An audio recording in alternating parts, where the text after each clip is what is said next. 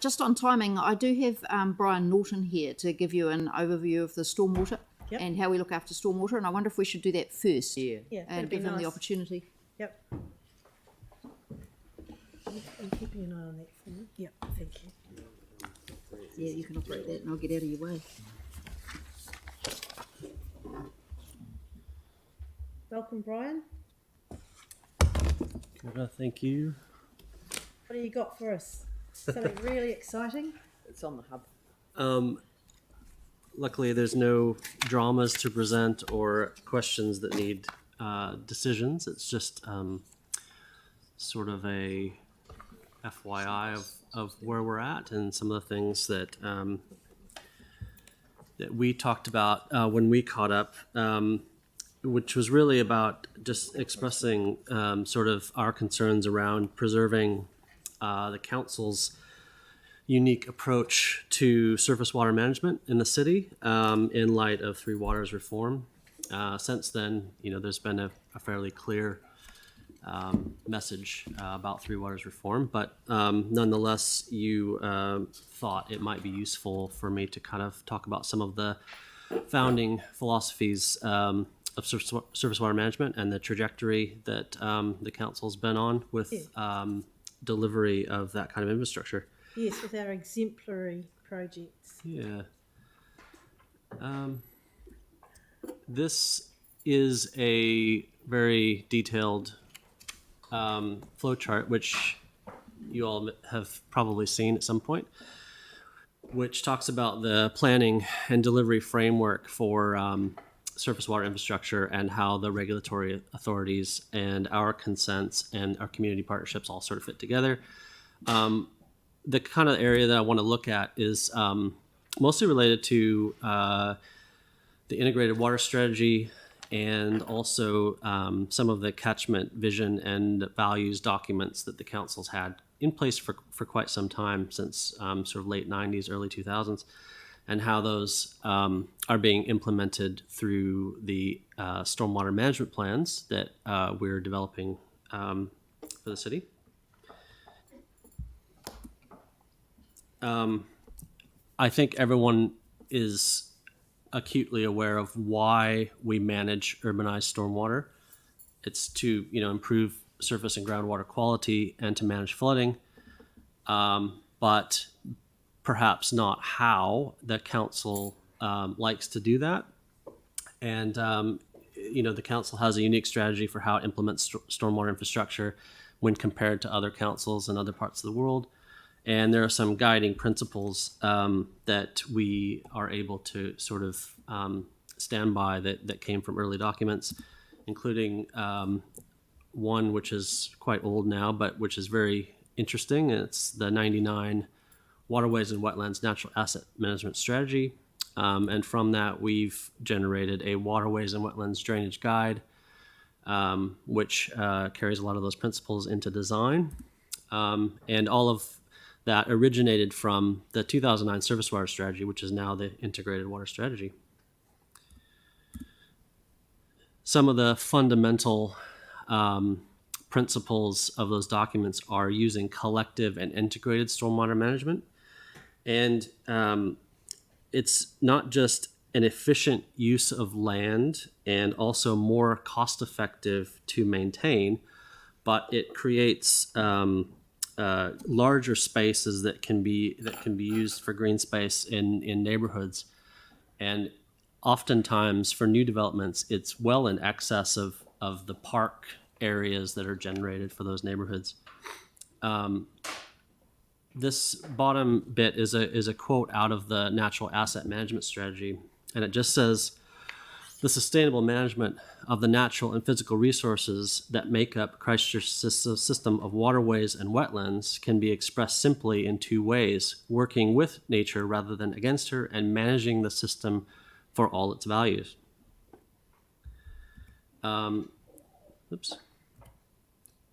So just for some examples, and some of you have probably been out to see some of these facilities, and these are large integrated stormwater facilities that are, a lot of them are were built in the Southwest area, and there were a scheme to both manage the growth, but also provide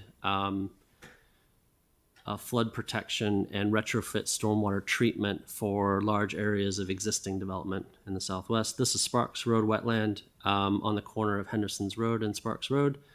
It's 17 hectares in size.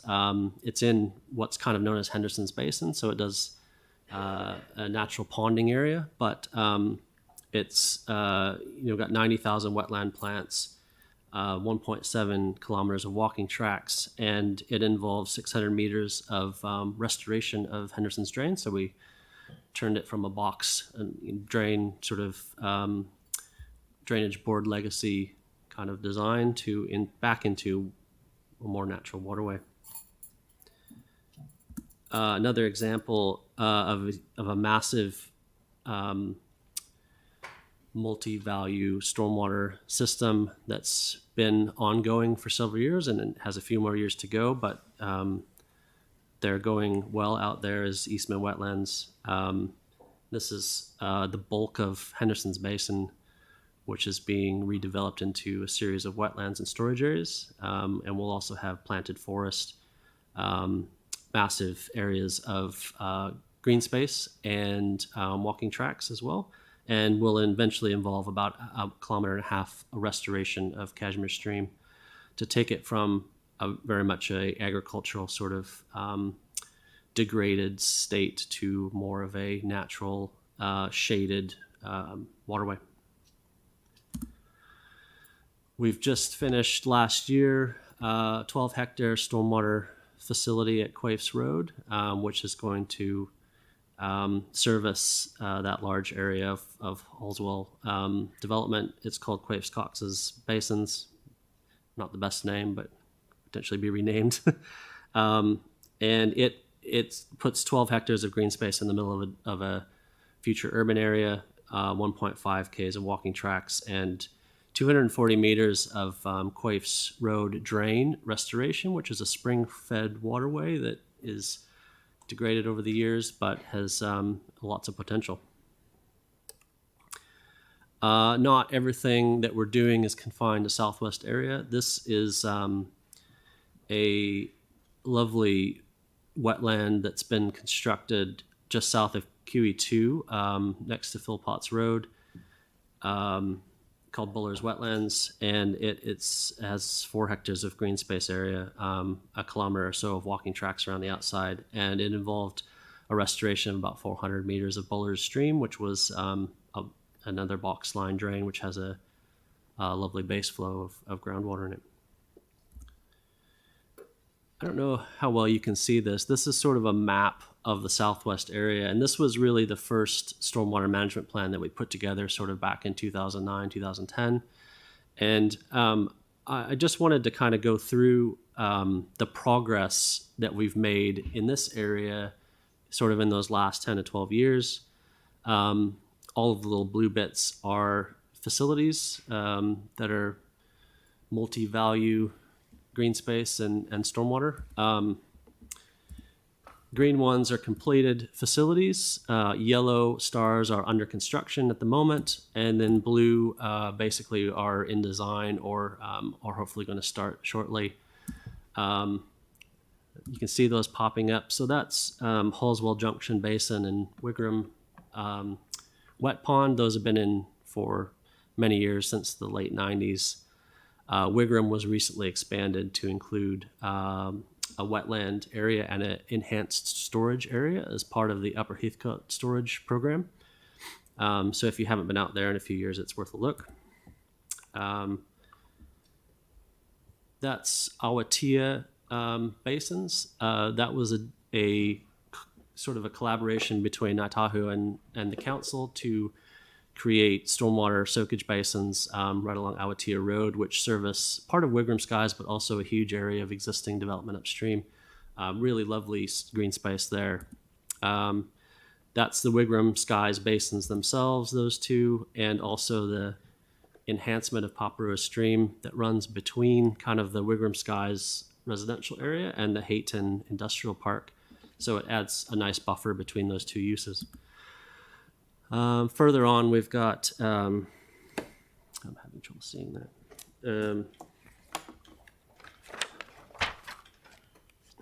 There we go. Douglas Clifford and Bishop's Green basins. Aiden Field, north and south. If you drive along Hallswell Road, you can see a bit of green space there, right at the edge of Aiden Field's later stages. Kirkwood north and south basins. We've got some basins in the Hallswell domain called Lower Milnes. There's Cars Road basins, which are large infiltration basins sitting in between the motorway and where Fletcher's has built some affordable housing. Longhurst and Quaves Murphy's Wetland, which were part of the Fulton Hogan Longhurst development. Night Stream Park, so on and so forth. So these are all finished.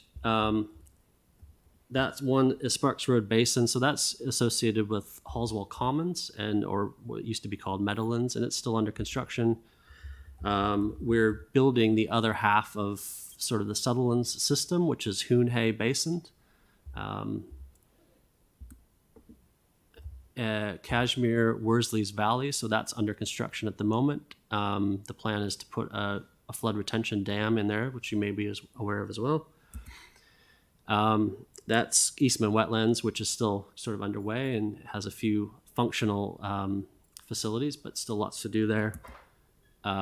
Rossendale Dams, which are under construction at the moment. That's an infrastructure agreement between us and Rossendale, Brent Rostron. Calder Stewart, there's basins being built in the industrial area up there. Those are largely developer driven. And then the ones we have on the books to come are Green Stream, which is in design at the moment. And we're talking with the residents out there about that. There's great opportunity for green space through there in conjunction with Green Stream restoration.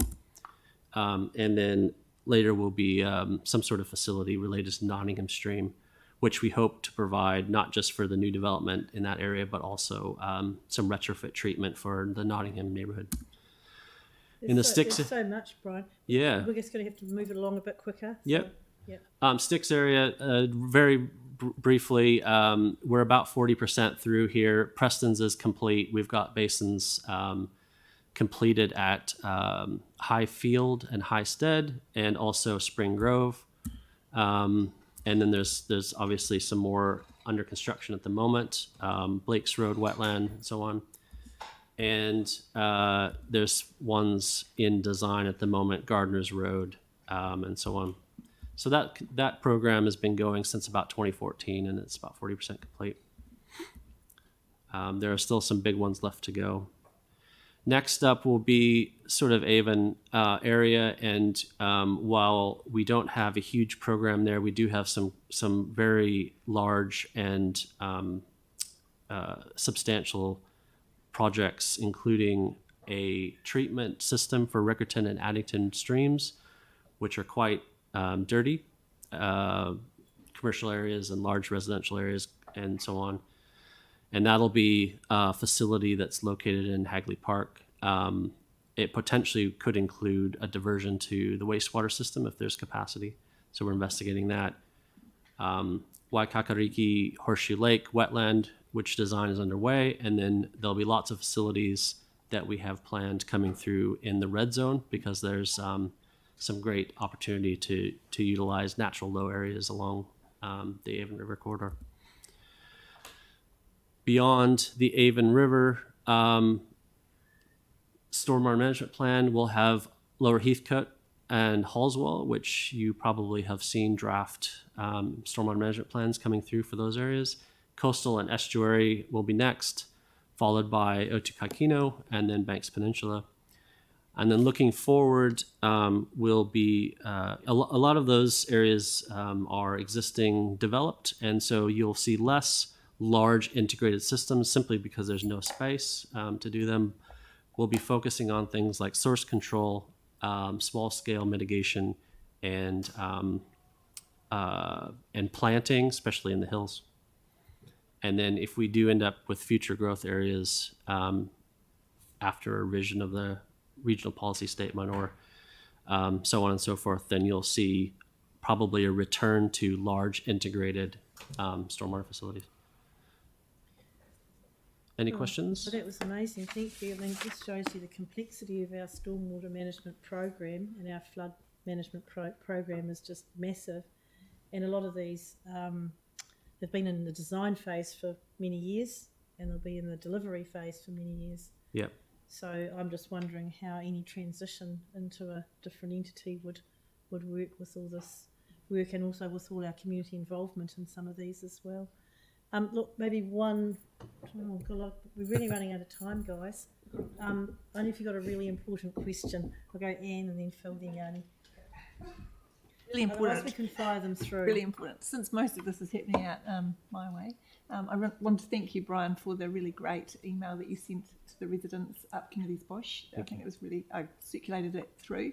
But in terms of understanding what's happening out there, would it be possible for you to do a briefing to a combined community board, Keishby Spraden and Horswell? Yeah, I think that's the best thing to do at this stage. We did do a bit of a presentation to the Kennedy's Bush Road Neighborhood Association. It didn't seem like it was enough information to really give them a lot of comfort. So yeah, I think it would be worthwhile to widen out that that message a bit. Yeah, especially now that we're in that concept design stage still. So yeah. So particularly what you've just presented today would be fantastic. I think. Yeah, really great. So if we could organise that, that would be terrific. Yep. Thank you. Phil? You think that great? Just 3 questions. Sorry. 3. All right, 2.5. Cox's Quaves Basin looks great, no problem. And this is sort of mainly directed to Helen and or Ross, who's not here. Why does Ross have to put fences around his ponds when these ones are beautiful and lovely? That's a very good question, and I will follow that up. Yep. Thank you. With a view to not having to do the other ones, not putting fences around these ones. Exactly. No, we don't want fences. There'd be a lot of fences in Christchurch. There if would we be. fenced every wetland No, we and every don't drain. want that, No, 'cause we do not. We do not want Because fences. it'd be a bugger to work around them and mow grass and all sorts of things. But yes, I will follow that Yeah, up. and one of the, and down in Preston's that you said, there's one pond in particular which the locals are getting quite aggravated with. Only one of them has got duckweed in it, and they can't seem to get rid of it. If you could look at seeing how we could get that out, you'll see it. it's generally harmless, I think, isn't it? Yeah, but it covers the whole lake. But it's the only one in there. Yeah, funny thing. So Preston's, when they originally proposed their stormwater facilities, they were hell bent on getting wet ponds. They wanted ponds that were wet all the time, and the council opposed that. We prefer dry ponds because they're easier to maintain. We don't have to cut aquatic weed from them, and we don't have issues like algae and duckweed and so on and so forth. But we lost that battle, so unfortunately, we're stuck with The maintenance. And the other half question? The other half question, are you going to put a pond in Hagley Park? No, not a pond. What we're looking at is potentially a combination of redirection to sewer and then what's called Filterra or what's the other name for it? Bioscape, which is Drain there, and it's I know, polluted. yeah. It's just dealing with No, it just seems strange to me that Helen goes around the peninsula and whatever, spending a hell of a lot of money stopping stormwater egress into the sewer, and here we are encouraging it in. so it's all about management of that Yeah. and to ensure that doing that doesn't impact on our ability to meet our overflow requirements. Yeah. No worries. And it may be that the capacity for what stormwater in the sewer is reduced over time as more demand is required. So, but the facilities that we're actually looking at building are landscape-based biofiltration. So they would blend in with the landscape of the area. Yep. Yanni, just quickly. Yeah, just quickly. Are we going to get a report back on the Richardson's, Richardson Terrace pump? You know, the big stormwater The Bells Creek Yes. filter. Yeah. Bells Creek filter, because I know that was kind of a new project. Yes. It'd be really good to understand how it's. Yep. So we've had some difficulties getting organized to do the water quality monitoring there as a it's a collaboration between Stormwater 360, the manufacturer, but also the University of Canterbury, most likely as a sort of a oversight. So we are working on getting them access to set up monitoring equipment so that we can report on performance there. Yes. So we haven't got anything monitoring it at the moment. No, not water quality monitoring, but we have been monitoring flow and water levels. There's been also some issues with how it's performing in terms of the flow of water coming into the cartridges. We maybe get a closeout report or something around that. I don't know what the best process is, but it's a lot of money. It's got very expensive ongoing operational costs. Yes. And the idea was to put something in that we could trial. So I just think we need to really understand how it's working and lessons or getting the data. Yeah, I mean, the water good news is quality. that it is capturing lots and lots of sediment because we've recently been in there to clear out the sediment and replace some of the cartridges. Yeah. And so there will be a report on that's Okay. available. Yeah. Cool. And then I think quick other thing was the Lower Heathcote. Really interested in what you're thinking there. There's a lot of industrial subdivision happening, and we were told there was no need for water storage. But then, what's clear from like the rains that we're getting is possibly there could be. So I don't know when we can see. Have you got a proposal for Lower Heathcote mitigation, like stormwater? The stormwater management plan for Lower Heathcote, for all of the Heathcote, but particularly the lower part, which we haven't really looked at yet, is in draft form, and I think it just seems crazy, like the area like Tunnel Road, which has got massive flood, it's had massive flooding issues, probably equal, and I think actually the lower fields through the Linwood paddocks as well. You can see the water just, when it's stormy, massive flooding issues, and we've got a whole bunch of industrial development that people are getting really concerned about because they're raising all the land, and where's all the water going to go? industrial development. Do you mean down in sort of the Heathcote Valley? Yeah, Kennaway Farm. Right. Okay. And So that whole area. yeah, Kennaway Farms is so close to the coast that it's largely tidally influenced there. So effectively there's no point in doing storage at that location because it's too far down the catchment. There is quite a lot of natural flood storage in the Heathcote Valley, and it's about managing that existing ponding. But that will be part of the Heathcote Stormwater Management Plan. Okay. Okay. Yep. Ian, Thanks. just quickly. Just noticing that there's an awful lot of interest and information that we'd probably appreciate. So could we have another go at this? I think for me personally, there's a lot of things I'd like to ask, and we don't have time today. Yeah. If you, I mean, I'm happy to. If you have specific areas you want to ask questions about, I'm happy to answer those offline. Okay. Yeah. Yeah, and I do feel, sorry, it is a bit rushed. We wondered about having this as a Tuesday briefing actually, but we may be able to slot something in later on one of the Tuesdays because it is really interesting what you're doing and it's affecting a lot of our wards. But okay, we'll leave that for now. So thank you very much, Brian, for putting that together. On to your report, Helen. Thanks, Brian. All right, so this is the report for July and August, so we're a wee bit out of date, and there's quite a lot happened since, particularly on the regulatory and legislative side. So you'll all be aware, of course, that the Water Services Act is now in place, and what that means for us, mostly in an operational sense, is that responsibility for incident response, compliance, and for our water safety plans moves from the Ministry of Health to Taumata Arawai. So that'll happen sometime during November. And we have had some preliminary discussions with the staff from Taumata Arawai to get to grips with how that will work. And we've got contact details, for example. So any incidents in our water supply system, we now have the contact details for where those get reported through. In terms of the water safety plans themselves, we had planned to resubmit the Christchurch water safety plan through to Quay. Quay have not been accepting water safety plans. They've been focusing on tying up all of their compliance work and on transition to Taumata Arawai as the new regulator.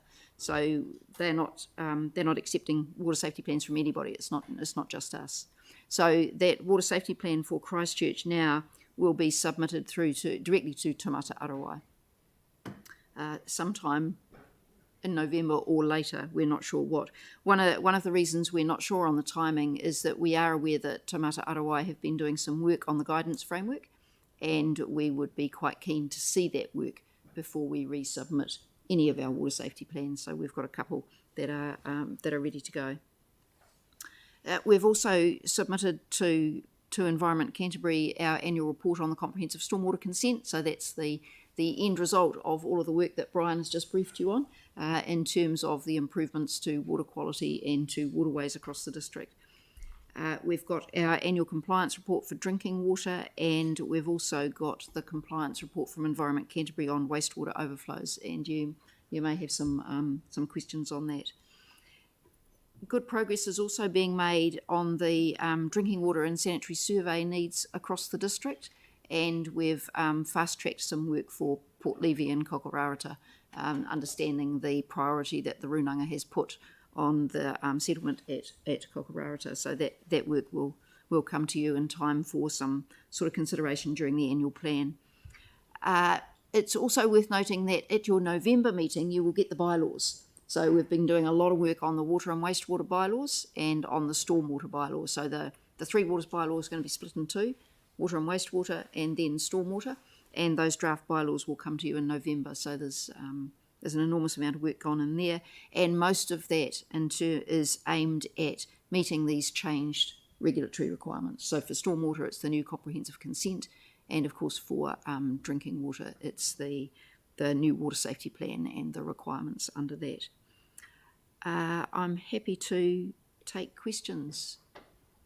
Yeah, look, I've just got a quick one, Helen, that when we've got our significantly upgraded infrastructure, the work that's still to come, like a lot of it's not going to be finished till 2023, have we, in our asset valuation for the Three Waters, have we included what those assets will be when they're finished and before the reforms come in, or did we put the assets in as they're valued now? We've got both, if you like. So we have the assets as they are now, but we can also project forward what the assets will be given the work that we've got set out in the long-term plan.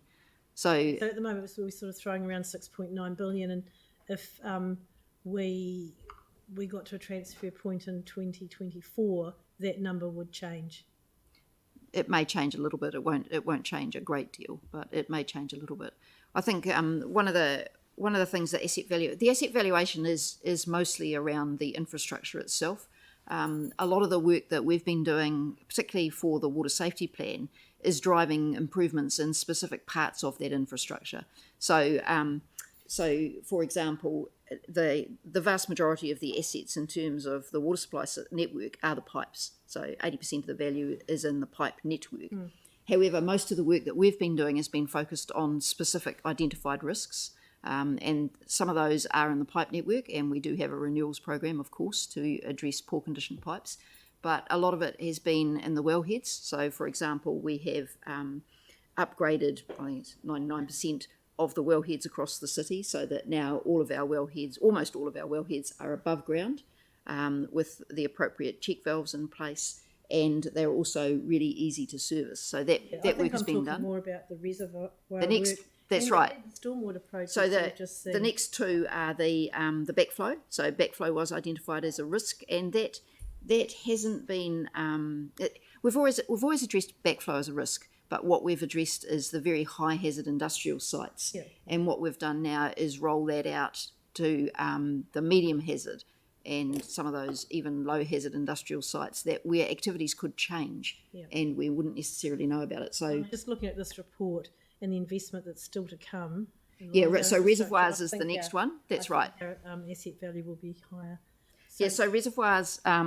Reservoirs. We've got a new, what we call a demonstrably safe criteria for reservoirs, and they must meet certain criteria to be demonstrably safe, and that's linked to removing residual chlorine out of the system. So if there's a large reservoir that doesn't meet those criteria, then residual chlorine must stay on in that zone, and once the upgrade works are done, then that can be removed. And I know, Councillor Chen, you had a question about why is it taking so long at Denton. We're caught really. So we do our reservoirs work in the winter, because that's when we can take the reservoirs offline because the demand for water goes down. However, we haven't managed to get a warm enough period in this last winter to apply one of the sealants that we need to use inside the tank. So that's been the delay there. However, all of the other work's been done, and we're just waiting for some warm weather, and we'll come back and complete that. But based on your report, you particularly mentioned you would like to have a reassessment at the end of September. Yes. But now, almost is in the middle of the October. So I will have any update status regarding to your reassessment. It's cold out there, so we still have to wait for that weather to warm up, and then we can come back and do the last bit of work at Denton. We have begun the work at Sockburn though as well. So that work is progressing as the lockdowns and the weather allows. Okay, thank you. Yana, you had a question? I'm just trying to get a sense of the temporary chlorination, which we're told has to continue until everything's meeting criterion 2 for bore water security.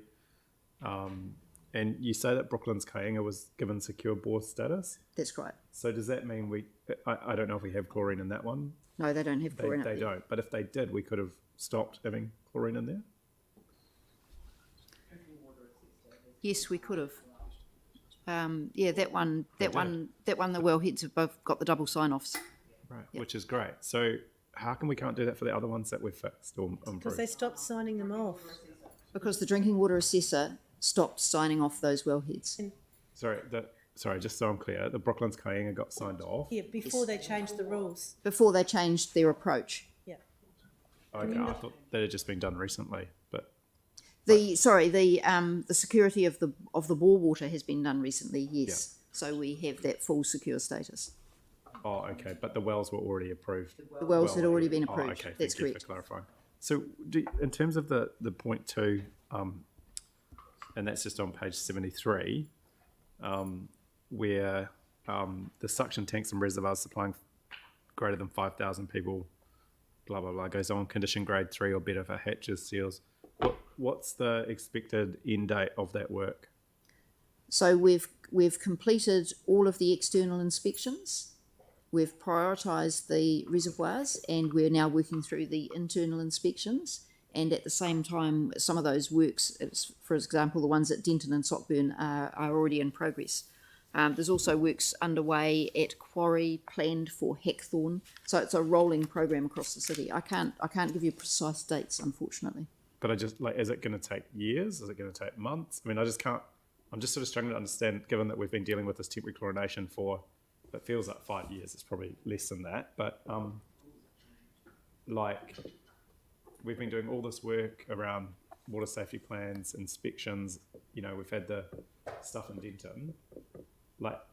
Is this just something new that got added? It's basically that we have to do more work now because the standards have changed, or is this something that we didn't recognise that we would have to do, or we're just struggling to get resources? So the risk frameworks for the water safety plan were changed and made stricter. So the tolerance for risk in community drinking water supplies has become very low indeed, and rightly so.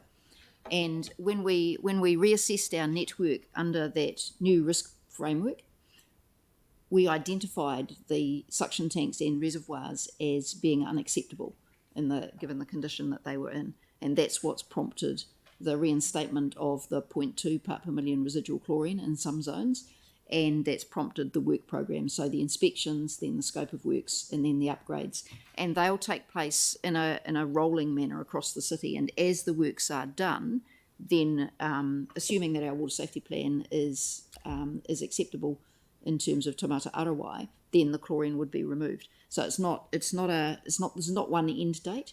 It's for each water supply zone as we improve the infrastructure in that zone.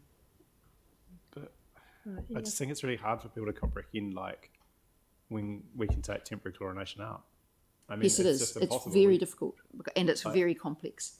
It just feels like we should just take it out and make us be challenged. So our own water safety plan identifies the wellheads, which are largely done. Yeah. The backflow, where we've addressed all of the high and medium hazard, and we're working through some of the lower risk sites at the moment. So that's largely done. Right. And now the suction tanks and reservoirs. So it's our own water safety plan and our own assessment of that risk under the new framework that says it's unacceptable and we need the chlorine. So we scored an own goal. No, we needed to respond to the new framework that the regulator has promulgated.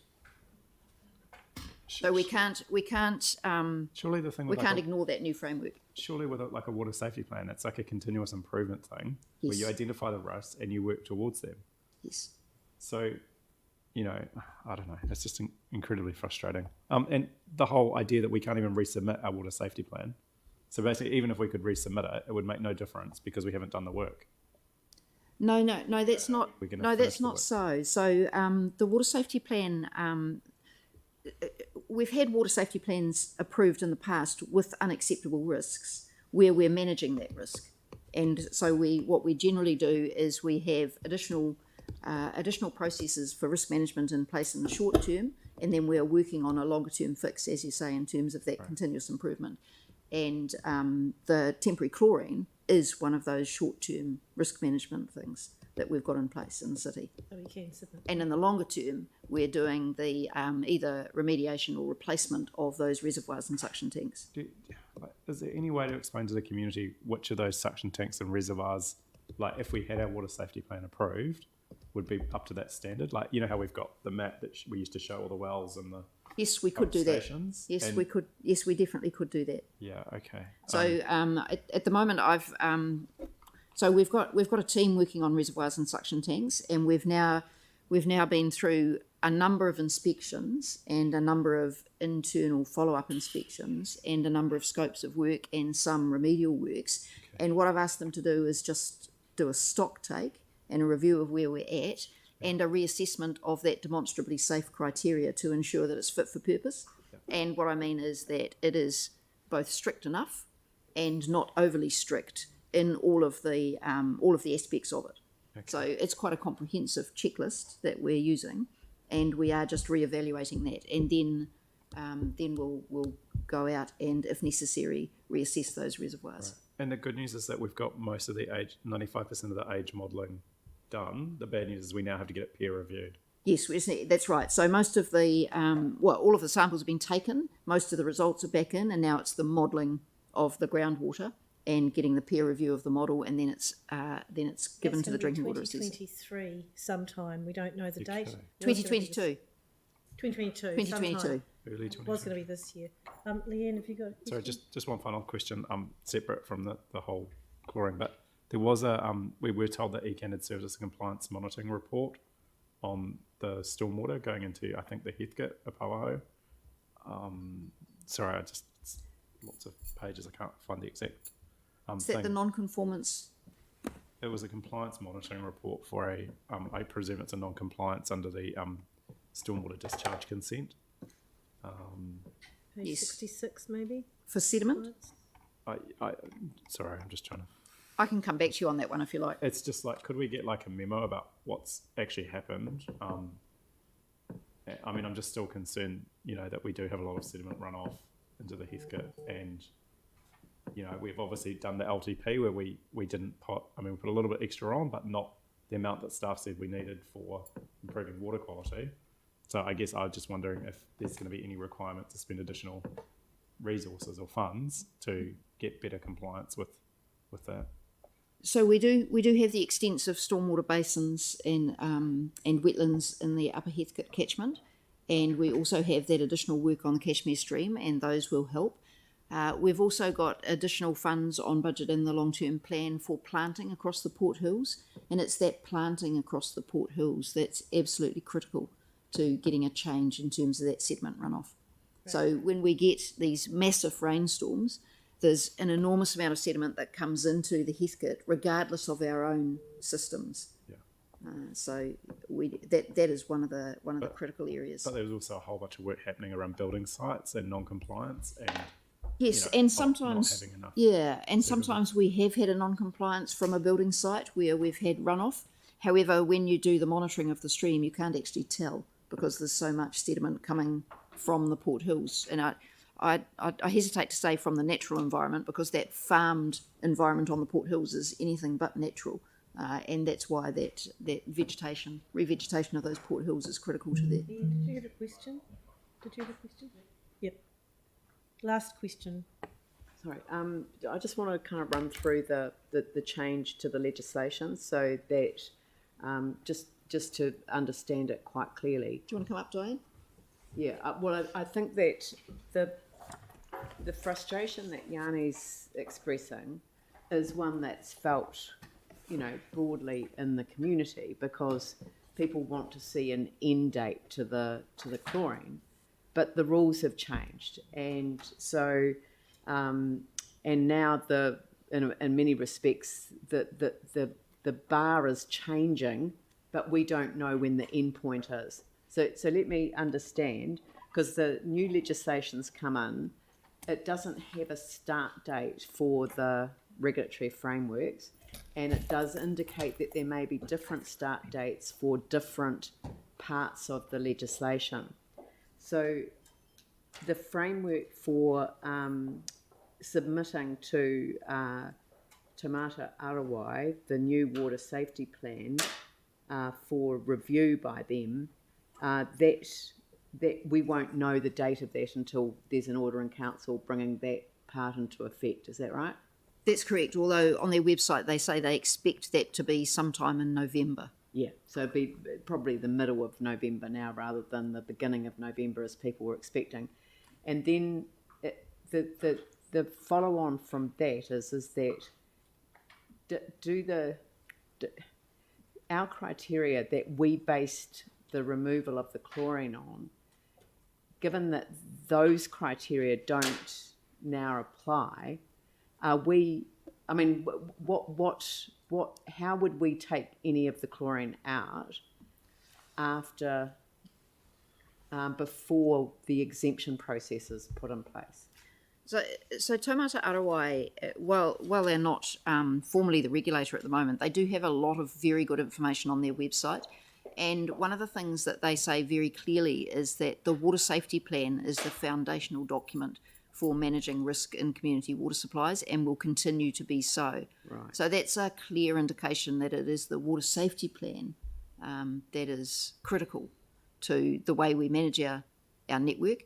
And in our water safety plan, we use chlorine in a temporary and targeted manner, not as a permanent residual disinfectant. And that temporary and targeted manner is demonstrated today.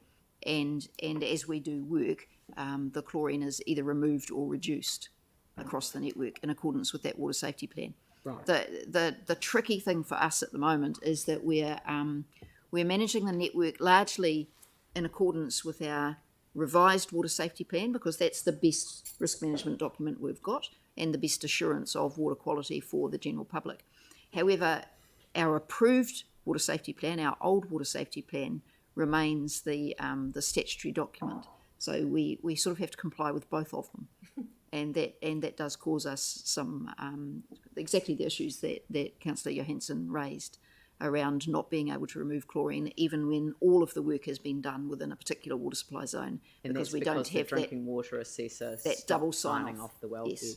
Yes. So that's why getting the new water safety plan formally in place is critical to moving forwards. And what does that, because we won't know until the exemption provisions come into play. So you'd want the water safety plan go through the process first before we would apply for an exemption. Yes. Yeah. And I would see an acceptable water safety plan as the first requirement anyway for any exemption process. Right, okay. And the other thing is that I guess some people were sort of saying, well, why have we done all this work on bringing the wellheads up to scratch and everything like that when we still haven't got to chlorine-free status? And I kind of been saying, well, the rules have changed, and each time we have stepped up the approach in order to address those. But can you just comment on the approach that we adopted on lifting the wellheads and how that might relate to what's happening in other parts of the country now? Yeah, the trigger for lifting the wellheads was really the Havelock North inquiry. So in Havelock North, the contamination event was either directly into the aquifer, because it wasn't a fully confined aquifer as ours are, or via a below ground wellhead where contaminated water could get into the chamber where the wellhead was sitting, and then get into the water supply network that way. So that did trigger the review of wellheads across the country, and of course triggered a number of engineers to stop signing off as secure below ground wellheads. That they had previously signed off every year. That they had previously signed off every year. That's correct. So, so people took a much stricter approach to the interpretation of the standard for wellheads. Plus a little bit of risk aversion, perhaps. There was quite a bit of risk aversion involved in there, and as I say, that's probably appropriate for a community water supply. To be risk averse in your approach.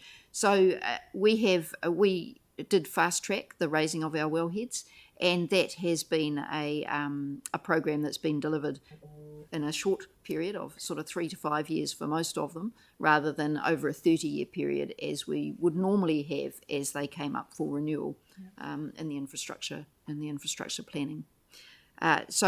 So yes, we're a long way ahead of a lot of other places in that we've got most of our wellheads raised, and they are now best practice above ground wellheads. They're also much easier to maintain, and we don't have the health and safety issues we had in the past of people going into these below ground chambers. So that's also been a good thing. And we are raising the wellheads across On Banks Peninsula. And we've shared our plans with other local authorities around the country so that they can, Yes, we do. They can raise theirs as well, and that is happening across the country. And that is happening around the country now. Yes. So we've been a step ahead because of the approach that we've taken. Yeah. Certainly, and we're very confident in the security of the source and in the extraction of water from that source. And now the focus has moved to the network with the focus on backflow and the focus on the suction tanks and reservoirs across the network. Your point about it being rightly so in terms of the approach to risk, I think that's quite important, and I think it's important that the public understand as well, because the consequences of a contamination event in Christchurch because of its scale would be catastrophic, except that this multi-barrier approach is the way that we've managed that risk without the use of residual chlorine, but as you say, targeted. How do we get? I'm just trying to see if we can help an understanding of you know the kind of the sequence of events that would take place now. But we've got our water supply now carved off into different areas and that Zones. Yeah. zones. Yes, so we deliver the water through a number of water supply zones, which are an accident of history, really, so because they're from the old councils that amalgamated to form Christchurch. However, we are actively looking at those zones and have a rezoning project as well. So, for example, we've cut off the Rāwhiti zone, so out on the east side of town, so that's an independent zone, and we can manage it separately. We also do have connections between the zones so that we can open those if we were required to in an emergency. If we lost a couple of pump stations, for example, we can open up between the zones and connect across. But yes, those separate water supply zones are another part of managing the network and managing the risk in the network, because the water doesn't generally cross from one zone to another. And if that's the case, then that means that if there were a contamination event of substance, that it would be confined to the zone. Yes, it's confined to the zone. Yeah. Yes. So it's all part of a whole risk management approach. Thank you. Yeah, sorry, we're just out of time. So thanks, Helen, very much. Another really good report. I'd like to... I've just added another resolution there that the committee requested memo from staff on the Bells Creek filter performance and data collected to date. So I'd like to move the report and that additional resolution. Do we have a seconder? Jimmy? Oh, have you got any debate? Yanni? Do you think we should be also writing to the minister raising concern that Comply are no longer taking water safety plans? I mean, I just find it so frustrating that we, in good faith, try to enter into these relationships, and now we've got, you know, a private company who's being contracted in to be the regulator doing the assessment, and we can't even get our water safety plan looked at. It just seems a joke, actually, given how much time and money and resource we've put in as a council to be treated in this way. And I think we should be elevating it and expressing to the government in no uncertain terms that we're incredibly pissed off at what's going on. It is totally unfair on our residents to have to put up with this nonsense. I wonder if I could just clarify. Oh, no, sorry, we're in debate. Sorry, we're just winding up, Helen. Debate? I'd like to use this debate as an opportunity to thank our Three Waters staff for the extraordinary amount of work that they've done over the last few weeks. The pressure that has gone on in terms of meeting the compliance requirements of providing feedback to central government on the Three Waters Reforms program, in addition to all of the work that is ongoing in drinking water, wastewater and stormwater, which we've had presented today. It just shows how lucky we are to have such an extraordinary team, and I'd like that be the message that go back to the organisation. In terms of the change in the environment, the new regulator is in effect.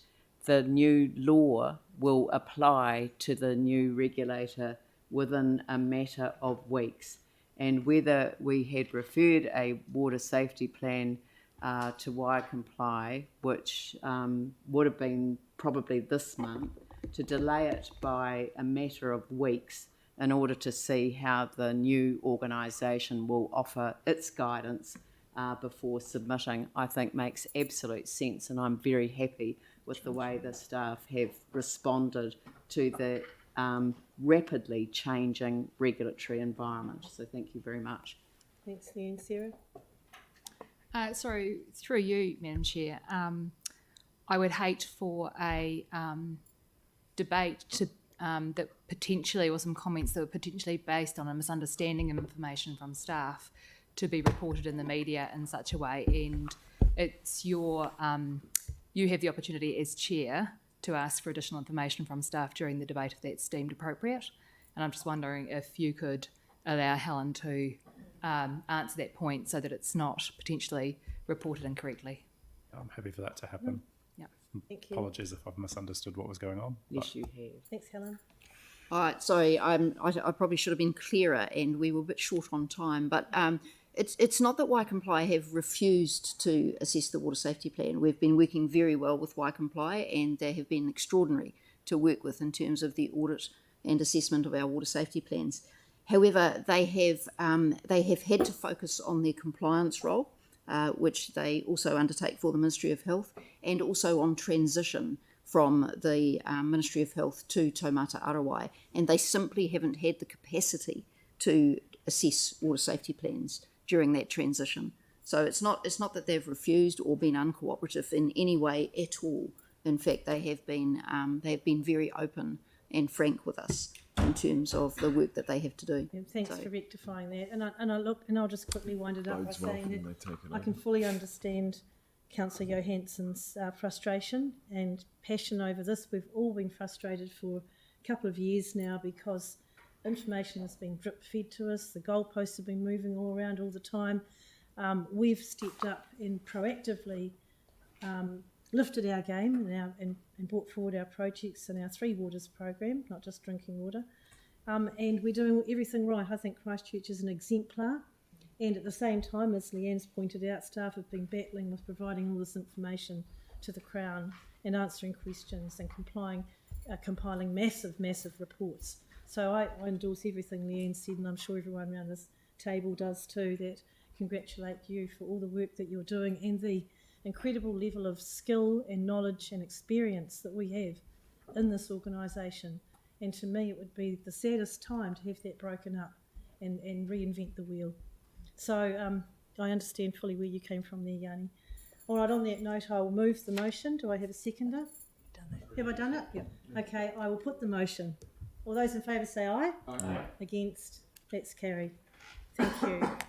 2 minutes over. Sorry for the rush, guys. We should come here. And Yep. close the meeting. Kia hora te marino, kia whakapapa, tau namo te moana, hei huarahi, ma tā tau I te rangi nei. Aroha atu, aroha mai, tātou I o tātou katoa. May peace be widespread, may the sea be like greenstone. A pathway for us all this day. Bind us together. Kia ora. Thank you, Anne. Cheers.